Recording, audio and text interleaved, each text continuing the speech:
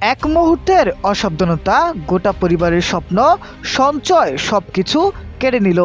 চোখের সামনে নিজের বসতবাড়ি জ্বলতে দেখে অসহায় হয়ে কান্নায় ভেঙে পড়েছিলেন শরীয়তপুর সদরের রূপনগরের পশ্চিম চরসন্ধি এলাকার সেলিম সর্দারের পরিবার। বৃহস্পতিবার ২৭ নভেম্বর বিকেলে ৩টার দিকে ঘটে এই হৃদয় বিদারক অগ্নিকাণ্ডের ঘটনা। পরিবার সূত্রে জানা যায়, বিকেল ৩টার দিকে রান্নাঘরে গরুর জন্য পানি গরম করতে যায় সেলিম সর্দারের ছোট্ট মেয়ে। তখনই চুলা থেকে হঠাৎ আগুন ছড়িয়ে পড়ে। মুহূর্তেই আগুন দাউ দাউ করে জ্বলে ওঠে। স্থানীয়রা দৌড়ে এসে আগুন নিয়ন্ত্রণের চেষ্টা করলেও ততক্ষণে ৩টি ঘর সম্পূর্ণভাবে পুড়ে ছাই হয়ে যায়।